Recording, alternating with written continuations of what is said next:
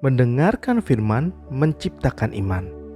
Shalom, selamat datang di channel Firman Tuhan, sebuah channel yang akan membagikan renungan pasal demi pasal seluruh Alkitab. Mulai dari Kejadian pasal 1 hingga Wahyu pasal 22.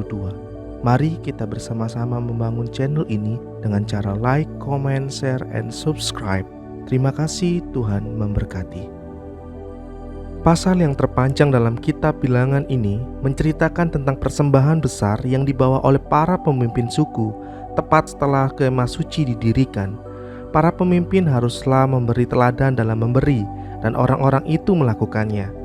Persembahan-persembahan itu sama semua, hanya dibawa bergiliran selama 12 hari berturut-turut.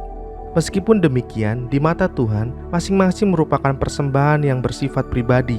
Jika apa yang kita berikan itu berasal dari hati dan dipersembahkan bagi kemuliaan Tuhan, Dia melihatnya dan Dia akan memberi upah pada waktunya. Masing-masing dari ke-12 pemimpin itu berharga bagi Tuhan. Dia menerima pemberian mereka secara pribadi. Persembahan itu bersifat praktis, berupa barang-barang yang dapat digunakan bagi pelayanan kemah suci. Ketika kita menyediakan peralatan pelayanan bagi para hamba Tuhan, kita juga sedang membawa persembahan kepada Tuhan. Setiap orang kecuali Bani Kehat dapat memakai gerobak untuk pekerjaan mereka. Bani Kehat harus memikul perabotan kemah suci. Meskipun beberapa beban bisa ikut dipikul orang lain, setiap orang harus memikul tanggungannya sendiri. Daud tidak menaati hukum ini dan mendapat hukuman dari Tuhan. Jangan menolak beban, Tuhan akan memampukan Anda untuk menanggungnya.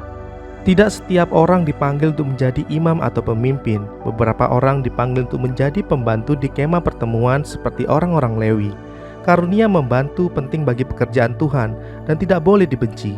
Tuhan menganggap orang-orang Lewi sebagai pemberiannya kepada Harun. Kita harus berterima kasih bagi orang-orang yang Tuhan berikan untuk membantu kita di dalam pekerjaan kita. Orang-orang Lewi pertama-tama diberikan kepada Tuhan sebagai pengganti semua anak sulung di Israel. Anak-anak sulung adalah milik Tuhan, tetapi Dia memperkenankan mereka untuk ditebus. Anda mempunyai pekerjaan yang Anda lakukan bagi Kristus, tapi jangan lupakan orang-orang yang mewakili Anda ketika mereka melayani Tuhan di berbagai tempat. Orang-orang Lewi diberikan kepada Harun sebagai para pekerja di kemah pertemuan. Mereka tidak dapat melakukan segala sesuatu yang dilakukan oleh para imam, tetapi mereka memiliki tugas masing-masing dan diharapkan untuk melaksanakannya dengan setia. Orang-orang Lewi dipersembahkan kepada Tuhan sebagai persembahan yang hidup. Persembahan unjukan kepada Tuhan. Apapun pekerjaan yang Anda lakukan bagi Tuhan haruslah dilakukan seperti mempersembahkan korban ibadah kepadanya. Tuhan mengajar kita dalam berbagai cara. Ada ketetapan-ketetapan yang harus ditaati. Kita harus mengetahui dan melakukannya. Paskah merupakan peringatan tahunan bahwa Tuhan telah menebus Israel dari perhambaan dan mereka adalah miliknya.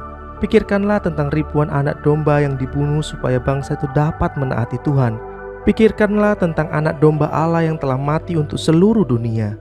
Ada juga pengecualian-pengecualian yang perlu dipertimbangkan. Orang yang legalis tidak memberi ruang untuk pengecualian, sementara orang yang anarkis membuat pengecualian dalam segala sesuatu. Tapi seorang anak Tuhan menantikan perintah Tuhan. Setiap masalah dalam kehidupan merupakan kesempatan untuk belajar bagaimana menantikan Tuhan dan menemukan kehendak-Nya. Janganlah kita takut menghadapi pengecualian-pengecualian. Tugas kita adalah untuk taat meskipun apa yang kita lakukan tidak selalu tampak konsisten. Ada petunjuk-petunjuk yang harus diikuti. Perhatikanlah urutannya, menaati, menantikan, dan mengikuti Tuhan. Tuhan mempunyai waktu dan rutenya sendiri. Kita haruslah memperhatikan petunjuknya. Mungkin saat yang paling sulit bagi kita ialah ketika Tuhan terasa lambat bergerak dan kita harus menunggu. Ini juga merupakan saat yang paling berbahaya, sebab manusia cenderung ingin buru-buru. Kita harus berdiam diri di hadapan Tuhan dan menantikannya dengan sabar.